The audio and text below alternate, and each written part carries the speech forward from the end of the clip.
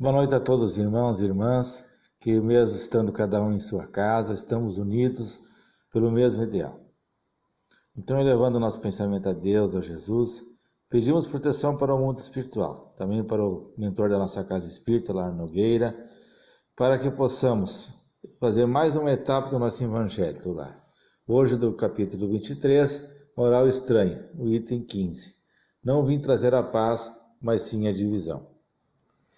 Infelizmente, os adeptos da nova doutrina não se entenderam quanto à interpretação das palavras do Mestre, veladas na maior parte das vezes, pela alegoria e pelas figuras de linguagem. Daí surgiram numerosas seitas desde o início, que tendendo todas a posse exclusiva da verdade e não tendo bastado 18 séculos para pôr em acordo, esquecendo o mais importante dos preceitos divinos, aquele que Jesus colocou como pedra angular do seu edifício e como condição expressa da salvação: a caridade, a fraternidade e o amor ao próximo. Aquelas seitas aniquilaram-se reciprocamente, remeteram-se umas contra as outras, as mais fortes esmagaram as mais fracas, afogando-se em sangue, aniquilando-se nas torturas e nas chamas das fogueiras. Os cristãos vencedores do paganismo, de perseguidos que eram, fizeram-se perseguidores. Foi com ferro e fogo que plantaram a cruz do Cordeiro sem mácula nos dois mundos. É fato constatado que as guerras da religião foram mais cruéis e fizeram mais vítimas do que as guerras políticas, e que em nenhuma outra guerra se praticaram tantos atos de atrocidade e de barbárie. Cabe a culpa à doutrina de Cristo? Não, de certo, pois ela condena formalmente toda a violência.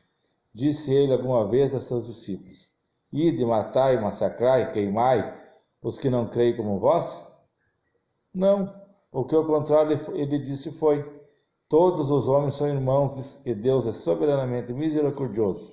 Amai o vosso próximo, amai os vossos inimigos, fazei o bem aos que vos persigam. Disse-lhes também: quem matar com a espada, perecerá pela espada. A responsabilidade, portanto, não cabe à doutrina de Jesus, mas aos que interpretam falsamente e a transformam num instrumento a serviço de suas paixões. Cabe aos que desprezam essa palavra: meu reino não é deste mundo.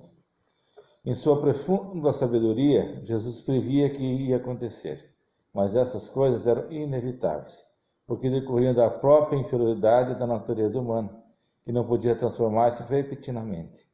Era preciso que o cristianismo passasse por essa longa e cruel prova de 18 séculos, para mostrar toda a sua força, porque apesar de todo o mal cometido em seu nome, ele saiu dela puro, jamais esteve em causa. As censuras sempre recaíram sobre aqueles que abusaram dele. A cada ato de intolerância sempre se disse: se o cristianismo fosse mais bem compreendido e mais bem praticado, isso não teria acontecido.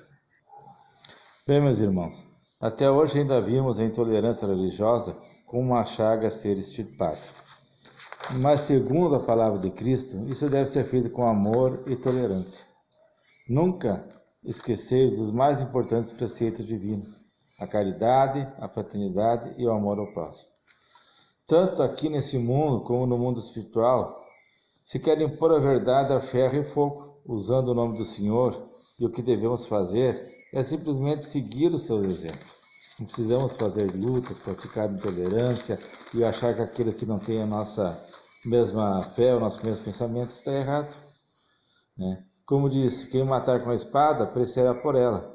Exemplo da lei da causa e do efeito, que nos explica muito bem do que hoje nos acontece. Muito do que hoje nos acontece, Isso é a lei da causa e do efeito.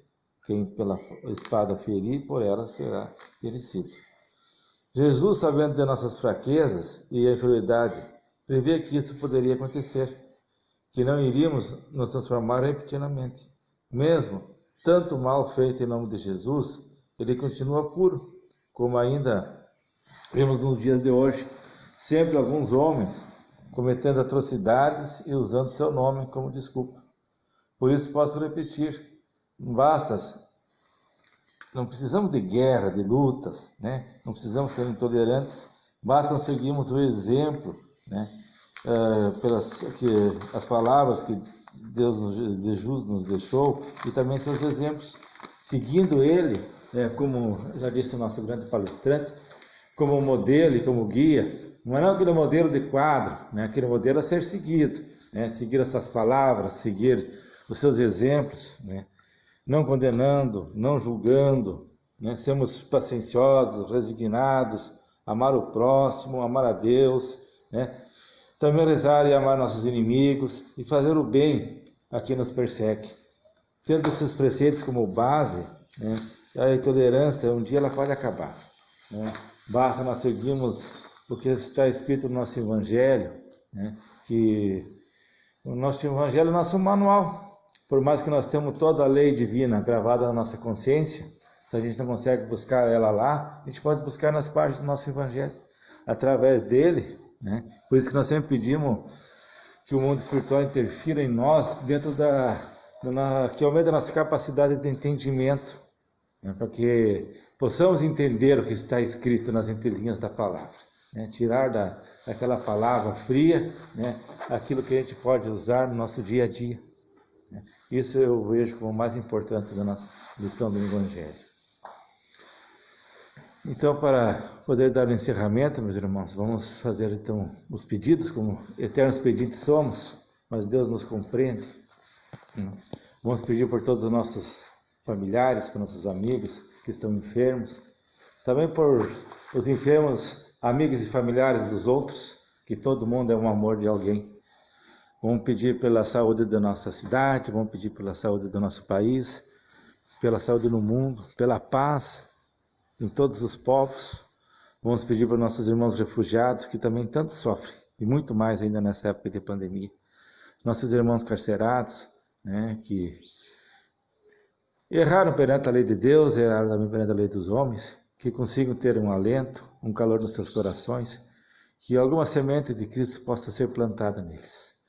Para nossos irmãos que passam fome, que consigam também encontrar o seu sustento, não só na parte material, mas também como na parte espiritual. Que não desistam, que tenham consciência de que nós vivemos num mundo de causas e de efeitos, a lei do retorno, isso tudo nos cabe.